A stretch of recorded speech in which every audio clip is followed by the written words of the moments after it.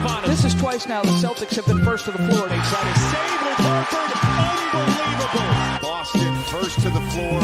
So good. Brown fakes, fires up the three. Bang! Tatum dives on the floor. Everybody dives. Jaylen Brown with the flush. Blocked by Porzingis.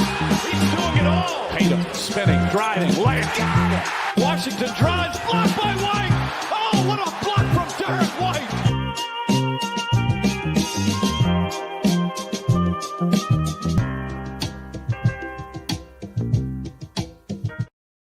All right, welcome in. First to the Floor podcast. Ben Vallis here, along with Jake Eisenberg. Thank you for joining us. Hope you're doing well. Spoonie out tonight. Happy anniversary to Mr. and Mrs. Spoonie. Jake, 11 days until Media Day. How we doing? 11 days till Media Day. What a time to be alive. We're going to get to meet the vibrant personalities of Anthony Simons and Hugo Gonzalez, who we already know a little bit about. Chris Boucher, what do you got for me on Media Day? Number Bring 99. the vibes. Can't wait. Number 99. Jay Crowder, Taco Fall, Chris Boucher. Huge. Literally cannot wait for Media Day. Just like new images of the Celtics. Like even today, an hour ago, their Twitter account tweeted out back like he never left. And it's just like JB, fresh cut, just like balling. The Titan that he is now, especially with the players around him, the diminished talent around him, just looks like a fucking king there in the Auerbach Center. So loving that. Plenty to get to on tonight's show. Obviously, we're going to do majoritively the Al Horford, like the Vale Al Horford segment, which I said in the tweet of the show, like we've been putting it off. Like it's a reality that we've been not wanting to accept it yet. With some of this Kuminga news and rumors coming out the past few days, it seems like it's inevitable at this point. But first, we've got some Tatum. I don't know if you can call this news, Jake. We've got some voicemails, some listener voicemails to get to. Why don't we start by running this clip from, I think it's Zolak and Bertrand, or That's it might be another radio show quoting them. Anyway, let's run the clip. The Celtics are very happy with how hard Jayson Tatum has been working at his rehab and his level of focus and intensity in the rehab process. He did not leave town. He has been here the entire time. He was not asked to stay the entire time. It's up to the athlete, and most athletes like go to Arizona or go to Florida, California, where the LA. weather's good, right? They go to any of these places and meet with guys that aren't on your team, meaning your doctors, your trainers, your physical therapists, all that. Since the injury, he has not left town, and he has been inside the building at the Celtics facility with their people and their team every day, Monday through almost Friday. every single day for months. He said he's taking trips. He'll go away to a certain island or something, but he'll get his Friday workout in, fly down, work out there at that place, fly back late Sunday night, and be back right in the building on Monday morning. So all summer long, all he did was take weekend trips away. He did not go away for any extended period of time because he wanted to be back to work on his rehab. And he's doing things that nobody asked him to do. Cool. Thanks, guys. Jake, thoughts? This is some peak off-season content right here. It's unsurprising that Tatum is attacking his rehab. I'm glad they clarified it at the end there because I'm like, he definitely went to St. Louis. I've definitely seen him at some sort of beach that didn't look like it was in Massachusetts. But like, I think Tatum has just been at a version of the grind since he is like 14 years old. Mm-hmm. I don't think he knows anything other than very strict basketball routine. I think it probably makes him very, very happy. Someone like myself that thrives with a structure and routine. Like, and once you get out of that, sometimes you can lose your way. I imagine Tatum just obviously he wants to attack the rehab as hard as he can to get back to himself. But this is just who he is. I think a lot of these guys are like that, but you're never going to hear from Tatum, from Jaylen, like, oh, they're a little bit worried that he kind of wasn't serious about his rehab. You're not going to get like a Boogie Cousins story or like even the Embiid, like super long profile that came out that kind of humanized him. It also talked about how he got sick of rehab. And this is different in that Tatum's never had to rehab really ever before. So it's kind of new to him. But you're not going to get the story of Tatum skipping steps or trying to like cut corners in any way and unsurprising that it comes to rehab. But it still makes me happy to know that he is going as hard as humanly possible when it comes to the rehab. Yeah, it's who he is. It's who the Jays are. It's also who the media is or are in that. Like, there's a quick mention of Tatum, like anything. Like, they're literally just referencing another radio show's casual conversation about Tatum's recovery.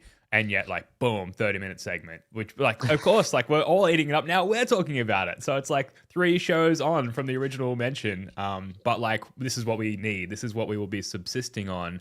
And these chunks, these morsels will get bigger and bigger as the season progresses. And we'll get those legit Tatum recovery thirst traps that we've all been craving, which is just like him jacked, like the sheen of sweat from another workout, from the second of a 2-a-day, the muscle striations in the calf region. So this is just the beginnings of what's to come. But obviously, it's what you want to hear. It's what you need to be hearing at this point, which is like he's recovering from an injury. The recovery is going really well. He's attacking it, at almost unprecedentedly, like, levels of intensity. It's everything that you want to hear, but it's also, like you said, it's who they are, and therefore it's everything you expect to hear as well. There's going to be a story that comes out predicting it right now that because Tatum was not able to move, he took the time and the opportunity to work more on like his shot and his touch. Yes. And we're going to have Chair shooting. Chair shooting. I remember I did this with Gordon Hayward. I'm like, Yes. dude, he's going to come back and be such a good shooter. And he was always a good shooter. He came back as a really good catch and shoot shooter. Tatum was already a really good catch and shoot shooter. But there will definitely be a story about how Tatum has done a lot of work on his shot and he's going to come back. And it's going to be the perfect way for him to bridge into his post-Achilles world. So I'm ready for that. Wade in the chat, do you think he's back before Christmas, lol? No. I know it's awesome and we want to play that our guy is different. Our guy is Wolverine. Our guy got the surgery faster than anyone's ever gotten it before. And a lot of that's true. Like when he did that ankle injury when Sabonis went under him this past season, and I was like, I would be out for a legit 6 weeks, and he was back. I think either he missed 1 game or 0 games. So he has shown us his, incredible healing powers before. But like I think it was Celtics Unite on Twitter posted a video of him doing like Romanian deadlifts with a boot on, and the caption's like, Tatum sicko can't believe he's already doing this. And then Brian Suter, MD, like one of the Twitter doctors, is like, if he wasn't already doing this, you would be alarmed. So like, yeah. We want to see every time he does something, he's so ahead of schedule. And there's just such a large gap between what we've seen him do in any of these videos and playing NBA basketball. So yeah, I'm still kind of projecting we don't see him unless we're like in the playoff, like solidified in the playoff race and he's like beyond cleared. I think they're going to, take their time. Absolutely. He was dancing and stuff at a wedding. I've watched all the videos. He is moving slow.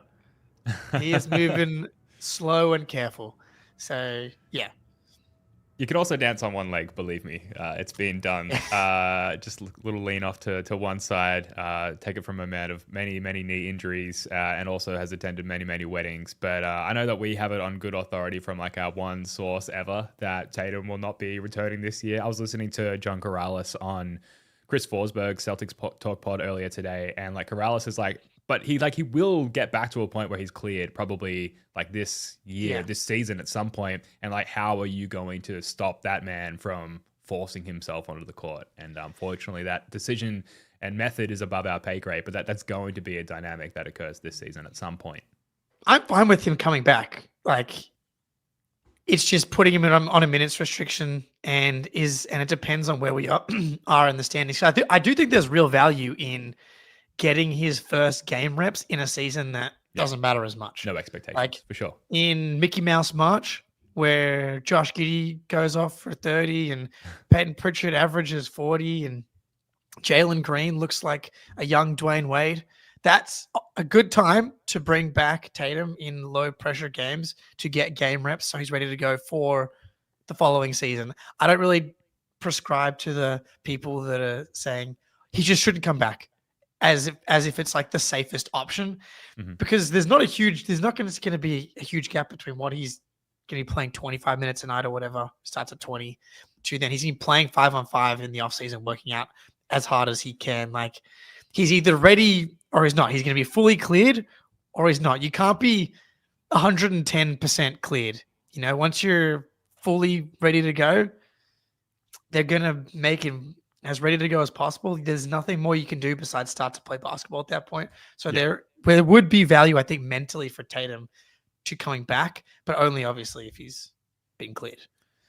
One thing's for certain, we'll be tracking it very, very closely. Yes, Before for sure. we get onto the Horford stuff, we do have a listener voicemail from our mate RJ. Following up on the Hate Watch, Thank Watch theme, let's introduce the NASCAR Crash Disaster Watch teams. Not necessarily good or bad, but just they're going to be so weird or so damaged that you can't take your eyes away from them this year. My 2 nominations are Phoenix and Milwaukee, but who are yours? So just to set the context before I throw to you, Jake. So yourself and Spoonie, the last episode was the Hate Watch / Thank Watch rankings. And that's kind of an evergreen offseason pod. So definitely go check that out if you haven't already. And then subsequently, Reddit user Brad Wonder made a very highly engaged Reddit post after the fact, based on that show. So thank you for that. But essentially, you covered the teams that you'd most hate to watch or enjoy watching because of your hateful emotions towards them, or teams that you're sort of pivoting towards from a fan perspective during this off year for the Celtics. Now we're trying to fill in the gaps based on RJ's question.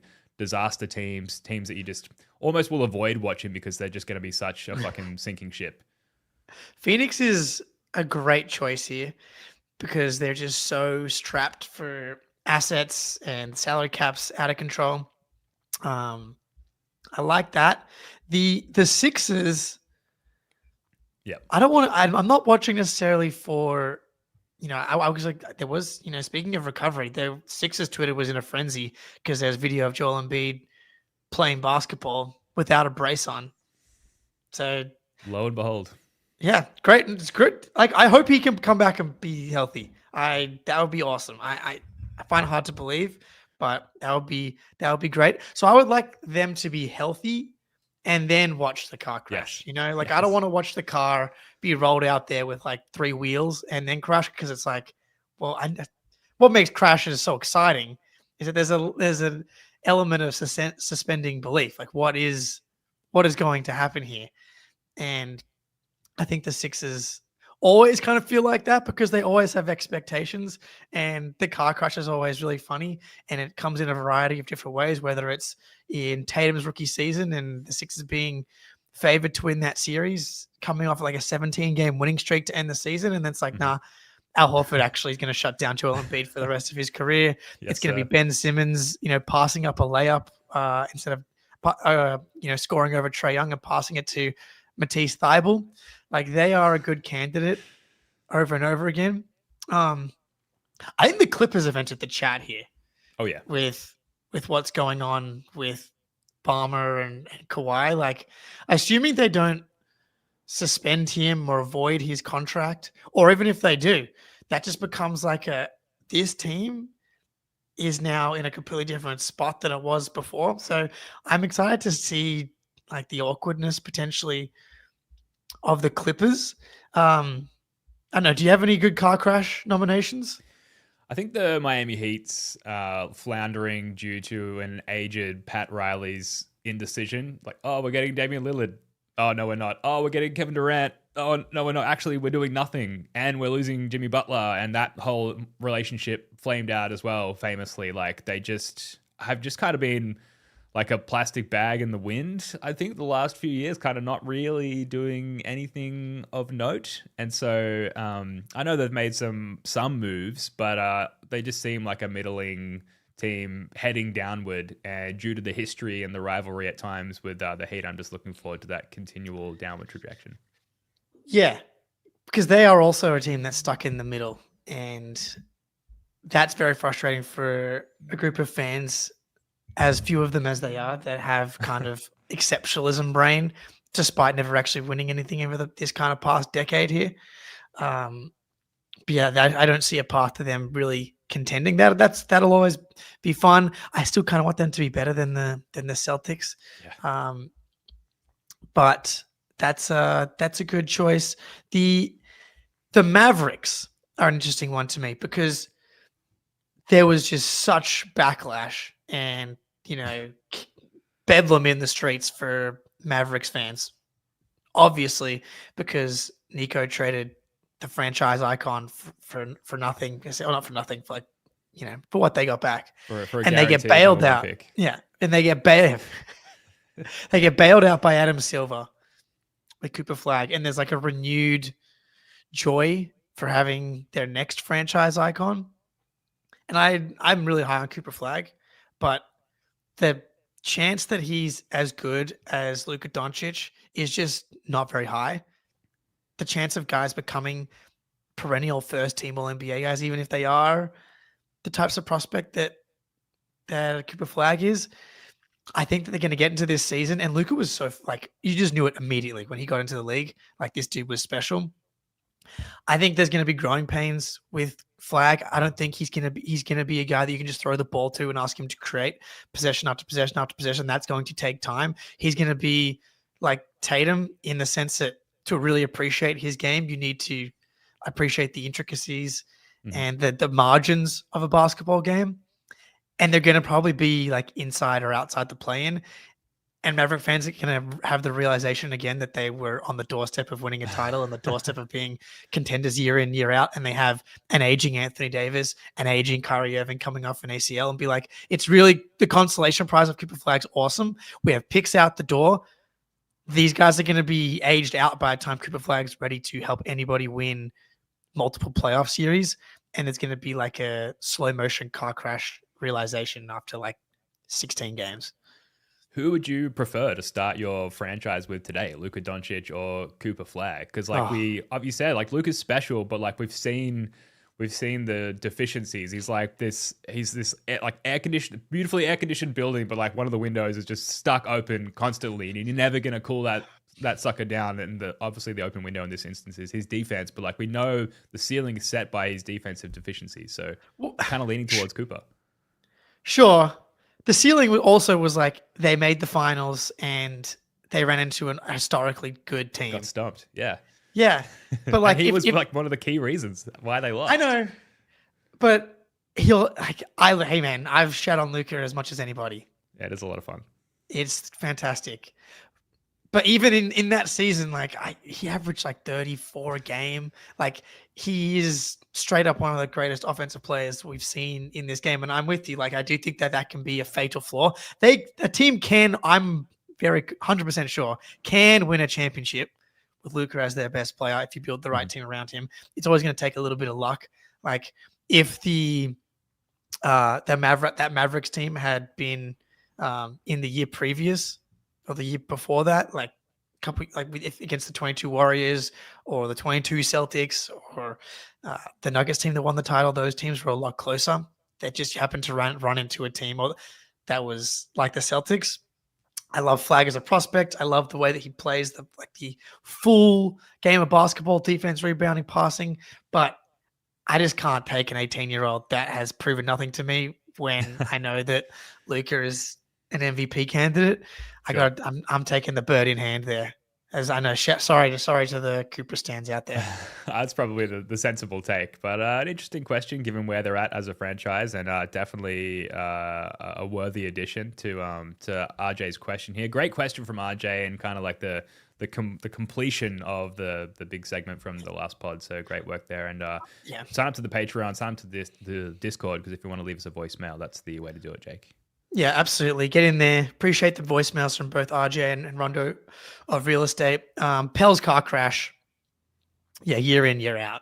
Yes. And like to have the car crash happening this season with like the car crash, that's coming in the following draft because they traded away their unprotected pick. Yeah, that's like a look away, but look through your fingers type situation. Yeah, I almost can't can't watch, cannot look. Yeah. So it's maybe the perfect answer to RJ's question. Yeah. Absolutely. Well, look, when we come back, it's going to basically be a clip show and just this full sit down, relax, lean back, and recap Al Horford's Celtics career. But first, Jake, if you've got it there, a quick word from our friends over at Prize Picks. You know what time it is? It's Prize Picks time. Patriots, Steelers coming up this weekend. Very exciting. Steelers, slight favorites, which surprised me, but I like these Patriots offense with some momentum and positive vibes against the Steelers defense. It's been horrific through 2 weeks. I know Travion screwed us last week, but the types of running backs that have been gashing the Steelers have been the speed backs. You know, Charbonnet struggled. Ken Walker goes off. Braylon Allen struggled. Yeah, Braylon Allen struggled against the Steelers. Brees Hall goes off. I know Ramondre was good last week. Look, Travion's number's lower than it was last week. It could be a sneaky play, but give me more on Drake rushing as well. We're going to ride our Patriots to glory this week. Download the app today. Use code CLNS to get $50 instantly after you play your first $5 lineup. Download the app today. Use code CLNS to get $50 instantly after you play your first $5 lineup. Prize Picks, run your game.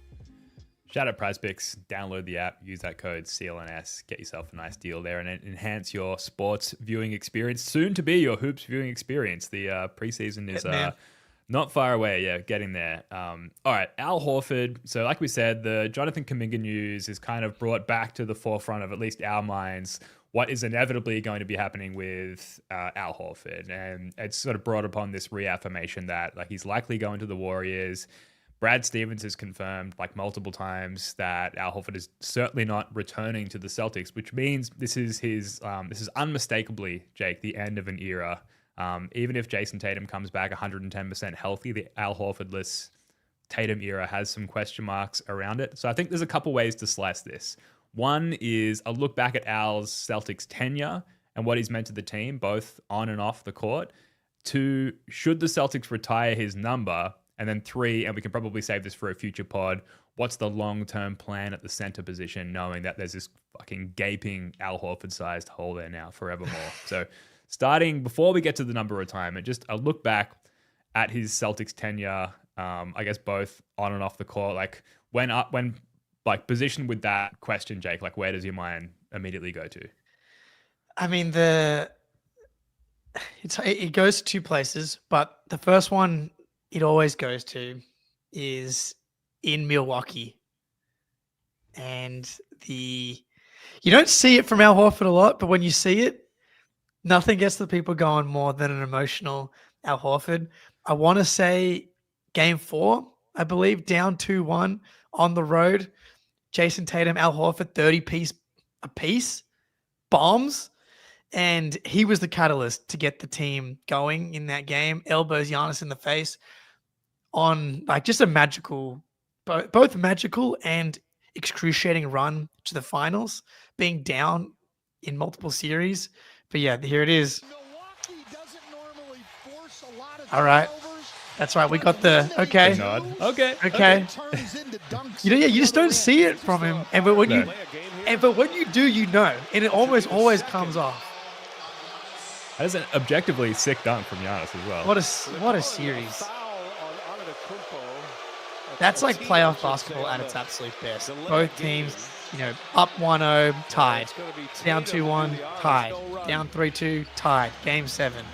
Like, man, in your face. I can't believe they gave him a flag. Did they give him a flagrant for this? Yeah, he did. Because he brought the elbow down like on his head. It was pretty savage, but deserved it. You shouldn't have mean mugged him.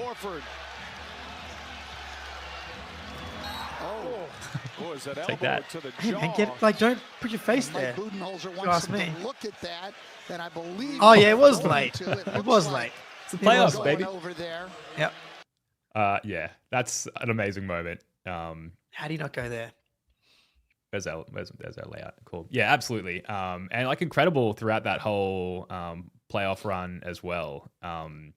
Like sticking in 2022, he was sneaky good in. I've got the clip here. I know this is probably hard to watch for some people, but game one of the 2022 finals, 26-6, including 6 threes, 6 of 8 from 3, 19 and 14 in game 6 as well. Like just the fucking captain going down with the ship, just pulling out all stops, like trying to, get us back for a game 7 in Golden State.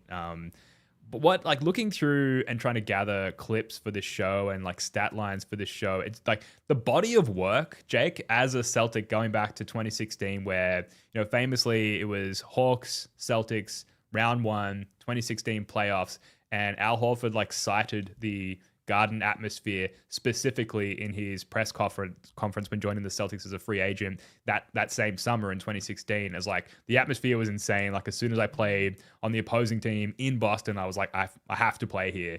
And yes, he had the classified reconnaissance mission in Philly for a couple of years there, but for the most part has been a Celtic ever since. I love going back and watching that playoff series, partially because it's like Evan Turner, Isaiah Thomas, and Marcus Smart just like in their upcoming years just being awesome, but knowing that that's like attracting Al Horford to join the Celtics in the process is kind of awesome. Yeah, dude. I mean, he is the bridge. And when we're running the 2022 finals right here, and like he only has the one title. So when we get to the jersey retirement thing, that's going to be part of this. But he was ready to win this title. Al Horford was ready to win. Like game 1, he was the reason they won that game. And all series long, I know people remember like the Celtics struggling to stop Steph Curry and Al Horford being at the forefront of that. But like that was not the reason the Celtics lost that series. The reason they lost that series is they could not crack the Golden State Warriors defense consistently. Draymond Green being the number one reason for that. He in that whole series and whole playoff run was elite on both ends. And like when we did our all-time Celtics draft, like if I had to pick an Al Horford, it's the 2022 version, like the 2016, 17 version where he was more athletic, maybe more of a focal point offensively, but the 3-point shot had only just started to kind of enter the repertoire. Now we're at 20 in the 22 run. The trigger is like he's straight up one of the better big man shooters in the league. And I'll never forget the stat. Like in that playoff run, he gave up 0.65 points per possession on switches. Like you just don't find guys in the NBA that can switch onto all the types of players that Al Horford can still play and drop, can run pick and roll, be a lob threat still at that stage, and then also stretch the floor. Like true alien stuff. Like they just don't really exist. And while he never reached the heights of like an all NBA, all-star guy kind of in the regular season, the level of impact and the versatility that he gave you in the playoffs for the entirety of his Boston tenure, like it can't be overstated. He was like Tatum's always been the skeleton key, but Horford is right there behind you. He just unlocks so much with lineup versatility and just release valve. Like him and him being there for so much of Tatum's career, you have to just so much of that development you got to give credit to Al Horford for. Yeah, is there any other big man that existed or has existed in the Tatum era that like you would want to have replaced Al Horford with? And would we think we would have been as or more successful with instead of Al Horford? Anyone at all? Well, like I love Al Horford, but like Jokic, or is that what you mean? Like, well, but I mean, yeah, that's probably the answer. But as far as if we're still looking at ourselves as a Tatum-led team, like as far as the ability to supplement Tatum and the ability to switch, like the amount of times I've watched Al Horford switch onto like Darius Garland and being like, Darius Garland is about to have a fucking bad day. Like Jokic cannot. I need to be careful of like. No, he can't do that, but it doesn't matter because he's giving you like so many more points on the other end, so it doesn't really matter. But for the I love that you tried to do the Al Horford over Nikola Jokic thing. I bailed.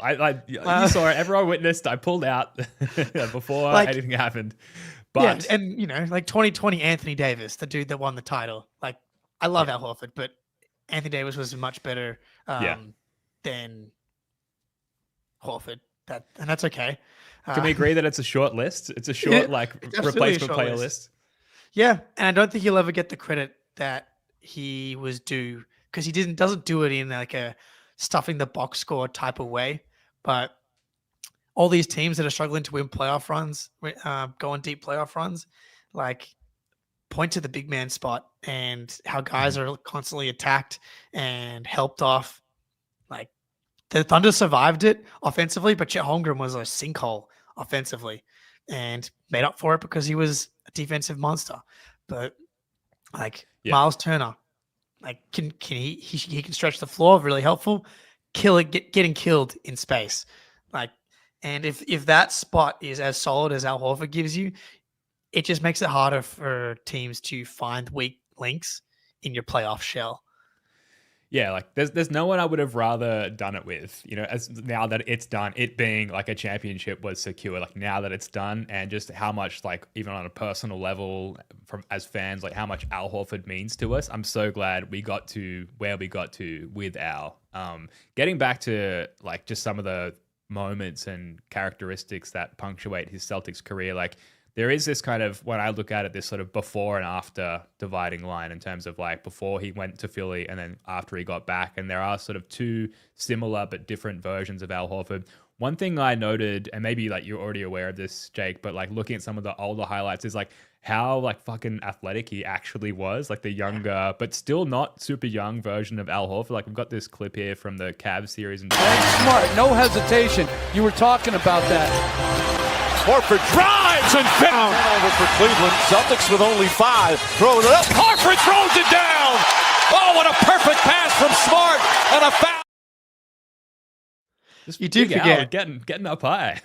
You do forget, and man, even last season, well, not last season, the 2024 season, like I think the first play of the Mavericks series, he drives baseline and throws it down. Like, yeah, he's just, the genetics are off the charts, which we've covered over and over again. But yeah, man, the young Horford, like that 16-17 season with IT, we remember it so much because of IT, as we should, obviously, but we would not have gone anywhere near as deep and had as many of big moments without Al Horford.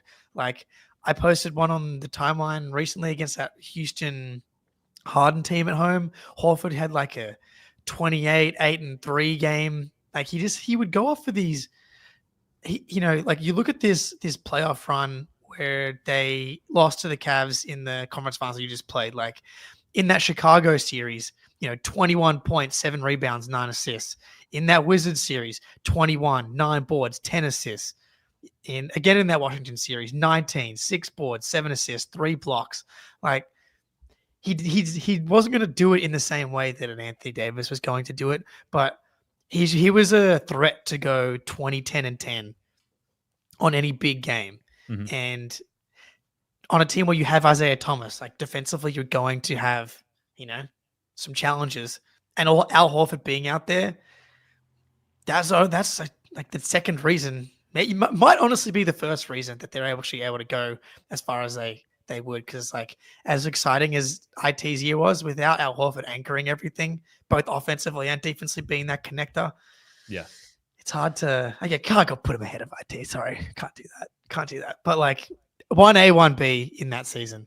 Well, he immediately had the effect on IT that he sort of subsequently had on Tatum, as far as just, and really fucking anyone he's ever played with, which is just massively elevating their game. The first game ever of Al Horford in a Celtics uniform, the first preseason game was the 7th of October, 2016, my wedding day.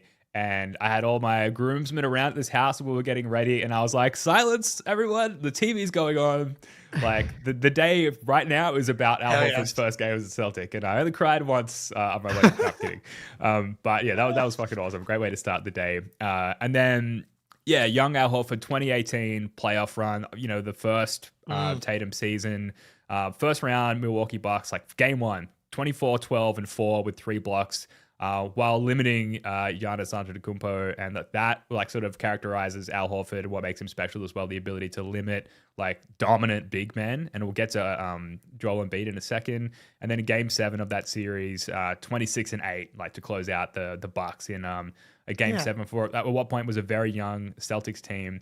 And then in game 1 against Philly, 26, 7, and 4 assists while locking down Joel Embiid. And then we get game 3. I've got to run this clip, Jake. Game 3, like playoff foul. I think you know what I'm talking about. Let's just run it real quick. Forced to inbound it again with 8.4 seconds to go in regulation. Having trouble again inbounding. Fires to Horford underneath. Horford gets it to go. So good. Beautiful. Horford hand fighting with Brad Stevens. Stevens. 3. Yes. Masterclass. And it drops Genius. in. Simmons and let him play off motion and downhill. Again, Boston has a foul to give. Oh, yes, Philly that's down right. 1 with possession, 5.5 to go. Horford with a steal. What a play That's by right. Horford. Another costly turnover in a key moment. This kind of atmosphere. Playoff foul, baby. Playoff foul. Hey, in this kind of atmosphere. Oh, So good. What a good moment. stuff. Up 3-0 against Philly, 2018. The best. Yeah, Best man. of times. They were favored in that series, and the Celtics go up 3-0. And like, what a great time. Yeah, like Tatum was probably the best player in the playoff run, but maybe it may have just been Horford, because you just needed that steady hand. Yeah, man, he was putting up big numbers in big games all the way through there, and he could still rebound back then, which was nice. Like the concept of him having a 14 rebound game, which he did against Milwaukee. He would still crank it out every once in a blue moon. Will. Yeah. Al Horford big games. That's what we're talking about. Exactly. Yeah, so good. Just such a foundational piece for so long. I'm thinking it as we're doing it now. It's like it's just impossible to capture the importance of it. I think one of the reasons like why we're jumping sort of all over the timeline here is it's still so fresh and emotional, and it's difficult. Like maybe one day in the future we'll do the organized, like in order of chronological order recap at some point, but it feels so fresh and new still, which is kind of why we're jumping everywhere. 2024, like game 5, I've got another clip here that we'll run in a second, but game 5 against the Cavs, but really just the whole playoff run. KP goes down early. Al Horford, like 38 years old or about to turn 38. Like, does the old fella just have one more run left in him? And boy, did he ever have a fucking run left in him, Jake. Like, maybe it's recency bias taking over here, but like to me, if you're gonna stamp the legacy with one moment in time, like it's got to be that playoff run. We've talked about how we didn't need Chris Porzingis for that playoff run, and it's because of Al Horford, obviously. Like, what if we didn't have him? Like, what if he went down? Because KP, you just kind of like, of course he went down. But what if the one time Al Horford had gotten injured happened in like game 3 of the Pacers series, and all of a sudden that series gets pushed to like 5 or 6, and you have to try and take down the Mavs without Horford? And I love Luke Cornett, but that meant you would have to play drop coverage pretty much, and playing right into Luka's hands. Like, you go Tatum at the 5 in that series. All of a sudden, that series where you win 5 in 5 games, that felt kind of super comfortable upon reflection, probably goes 6, maybe goes 7, and maybe you don't win the title.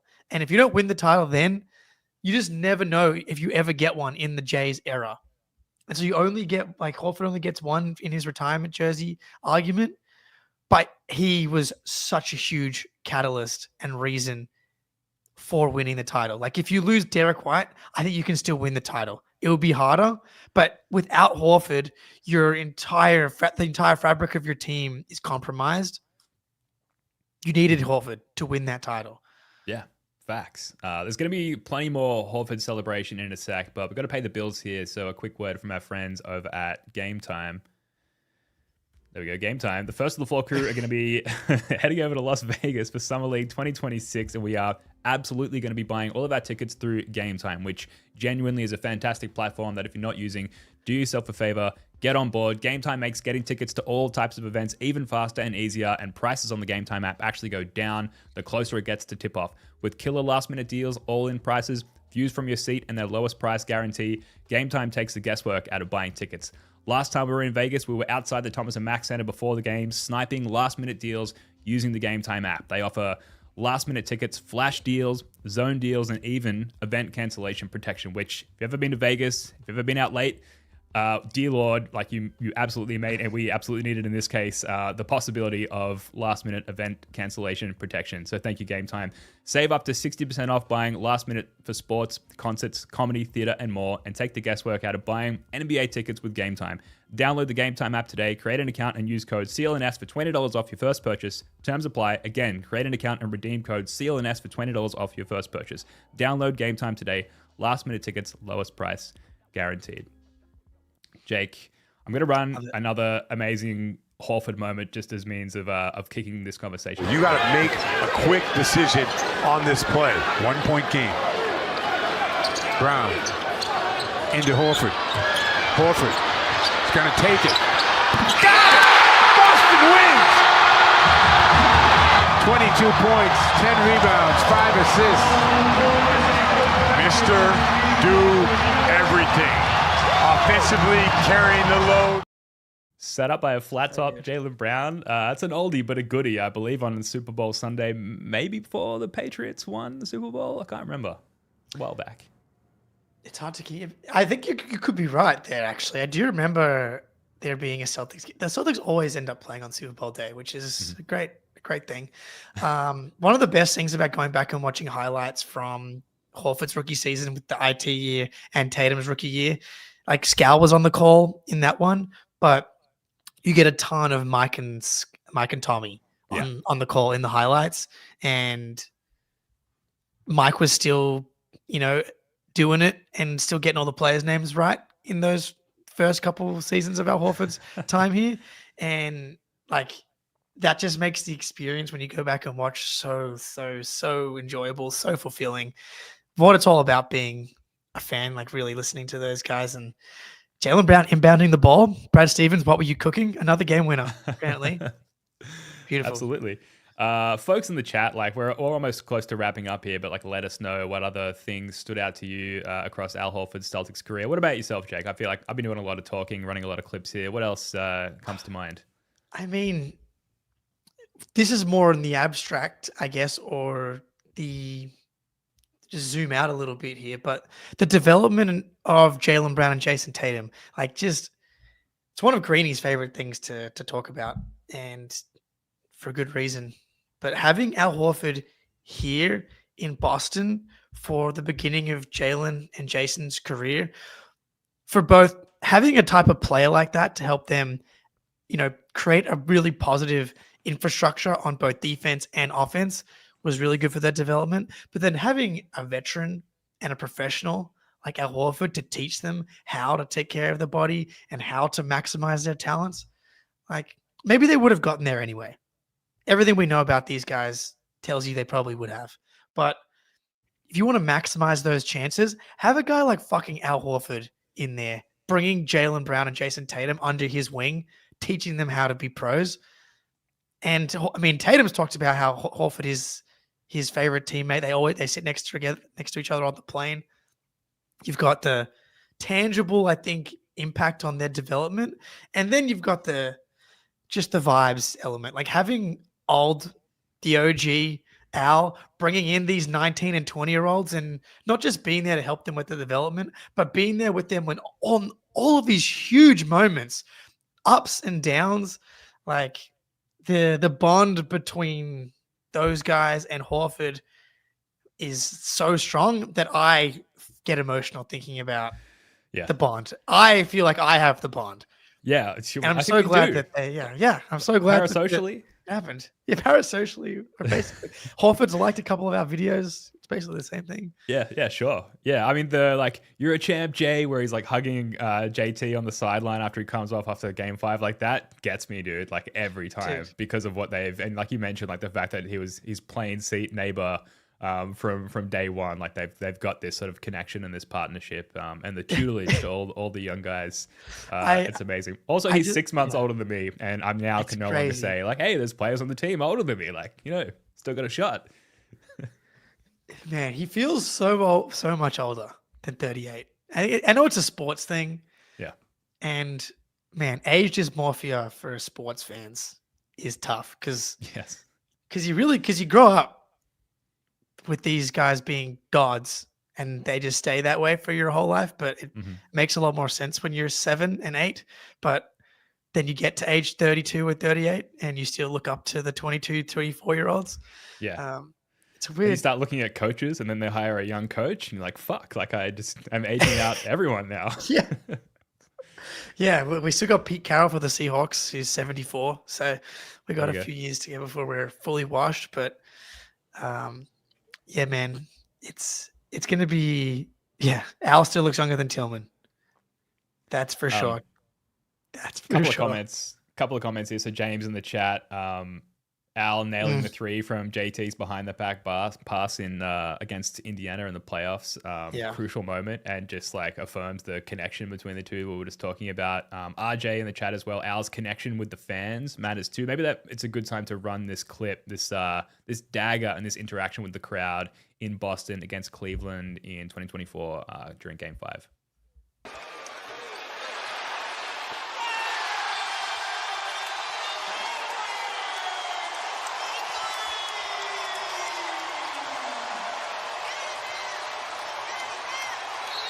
Well, you think Al Horford's ready for the conference finals? I tell you what, he's been their best player tonight. You know, it's hard to imagine in year 17, 22 points, 15 rebounds, 5 assists, and 3 block shots. He has done it all. Al Horford, the oldest player, is still alive in this postseason. Amazing. I've definitely leapt off the couch in that fashion many times watching the Celtics. Oh, man. That was a huge game because with KP being out, you just knew how much you were going to need Horford in this playoff run. And so just like closing out every game felt huge. And we've just been through so much over the past entire of Horford's tenure as far as painful playoff endings go. And he just stepped up in the biggest moments on this playoff run. He was always ready to go in the playoffs, man. Every time anybody got worried, regular season, not me. Look at this. You called him, man. Man, Darius, like Embiid's probably going to be the happiest. Again, he's not retired. I was about to say no one's to be happier than Darius Garland that Horford's retired, but I guess happy that he's going to the Western Conference. Embiid will be the happiest. Giannis is probably pretty stoked as well. Yeah, absolutely. Because, like, no doubt he would have come back at age 39 and, like, still done a pretty good job of diminishing all of them. Oh, I just really wish I could live in the universe where Tatum never got injured and Horford and Cornette were still on this team. Yeah. I think about it. Because, fuck, they would still be so good. It's unfortunate. I think I've got the clip from when he got an ovation after winning the title here as well. So we can run this bad boy. About timing. For Joe Mazzulla, if Will Hardy is to see Al getting a little ovation here. Al Horford taken out and gets the love from the Celtic fans. There's his dad, Tito. He's waited 17 years for his NBA championship. Just a legendary moment for a legendary dude. Come on. And like Tito, part of the Celtics family. Ian Horford, part of the Celtics family. All of his many children. Like, it's going to be 5. It's going to be so weird next season. Like, it's going to be so weird. I know the team changed quite a lot after the 2023 season, like losing Smart, bringing in Porzingis and Drew, but having Jalen, Jayson, and Horford have just been there for so long. Obviously, we had the little hiatus there, but he played 7 years for the Celtics. Yeah, 7. So that's so many. Jersey retirement is probably a good place to wrap this show up because it's definitely like a worthwhile conversation. He's at least achieved the point where it's like easily you have the talk about whether or not you're going to do it. And in terms of making the case for or against, well, I think we just spent the last 25 minutes essentially. I like the way that we did this. For. So like obviously the culture aspect, the just the huge like figurehead of a franchise, but also a figurehead of another franchise player or two's development. His tutelage of anyone younger than him, which is essentially everybody who came along during his tenure. The fact that he's just been so solid, so consistent, can guard 1 through 5, just been awesome. Now a title winner as well, and obviously multiple conference finals appearances. And did he make an All-Star team as a Celtic? I feel like he did in like year 1 or 2.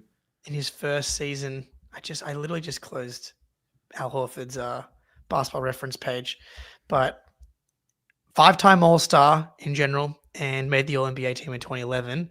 But with the Celtics, he made 1 All-Star team in the 17-18 season with Tatum's rookie year, 5th in Defensive Player of the Year, 2nd team All-Defense.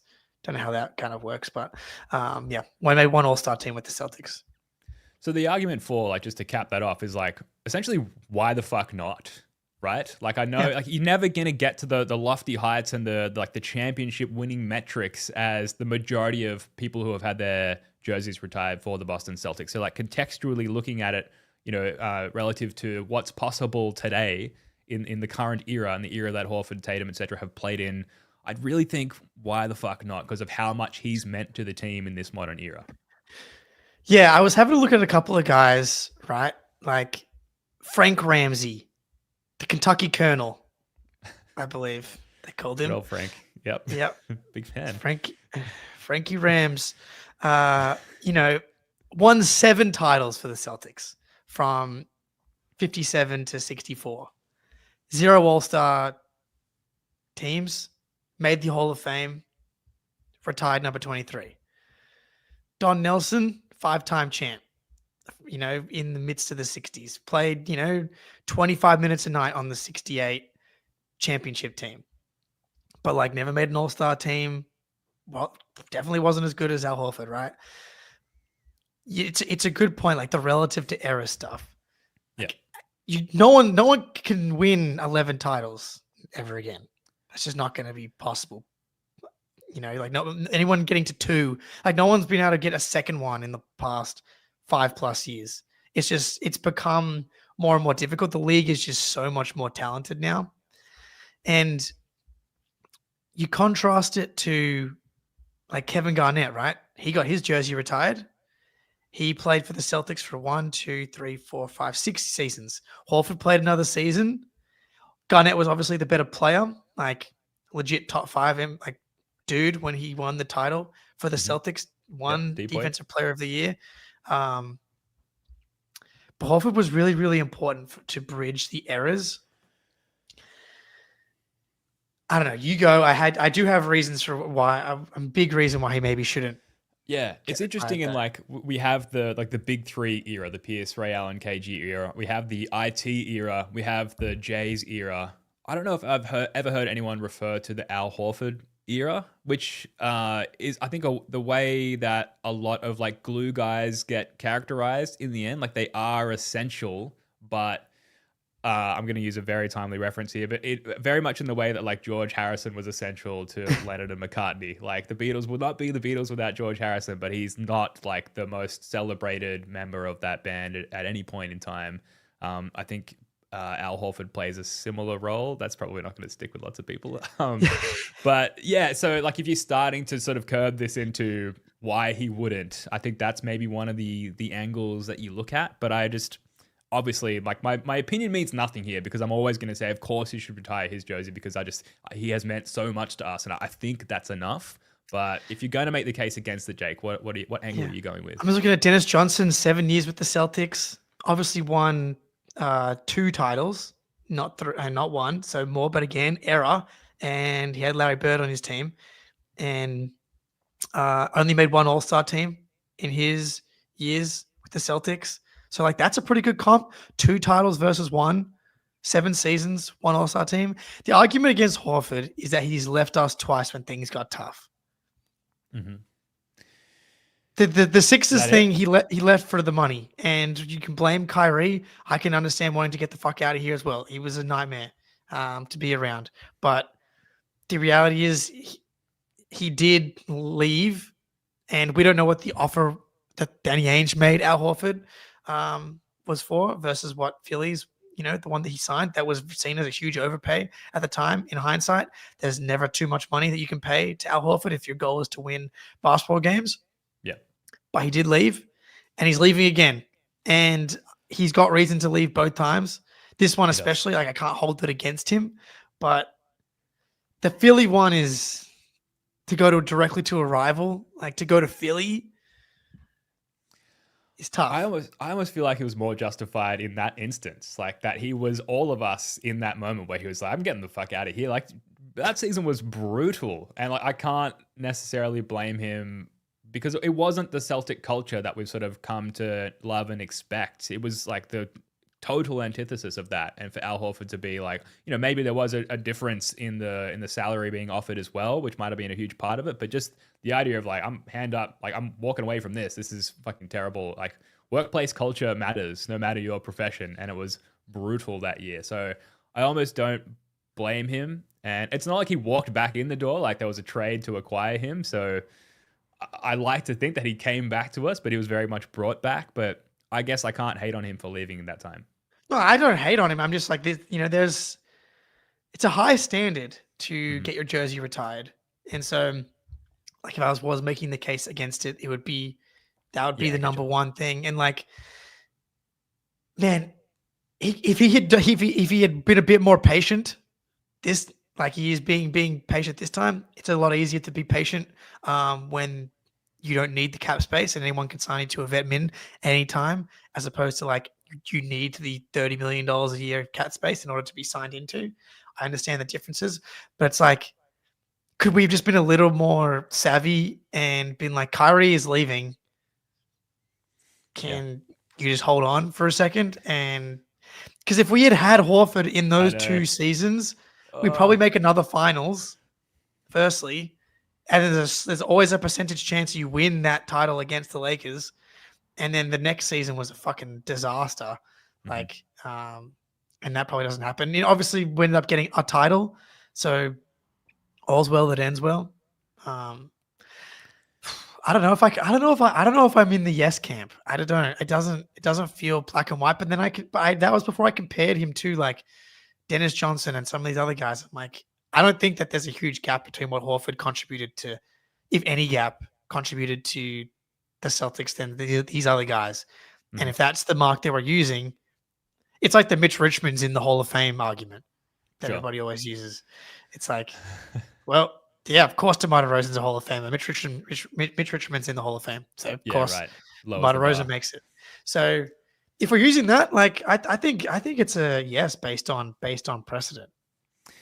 Yeah, people let us know in the comments, let us know in the chat, and bonus points if you're not a Celtics fan and for some reason watching the show. But I think what we could all agree on is it's a valid talking point. It's a valid conversation. He's very much worthy of consideration. And like I said, I bring no logic to the conversation because I'm just like straight away, like not even having any sort of thoughts about it, just reflexively, yes, of course. And subsequently belongs in the Hall of Fame as well, which is probably more likely than a jersey return. That's definitely happening. Yeah, I look forward to that. But the Al Horford return to TD Garden at some point this year in the ensuing tribute video, going to be a lot of tears. It's going to be, bittersweet, I guess, is probably the right way to label that one, Jake. It's going to be tough, but they're going to kick the shit out of us too. Yeah, I know. Yeah, I was about to say, you never know, but yeah, you do never know. You're right. Yeah, it's possible. But if they're healthy and we're healthy, that's going to be a tough one. Anything else, Jake, before we wrap this one up? No, I think 58 minutes on September 18th is pretty freaking good.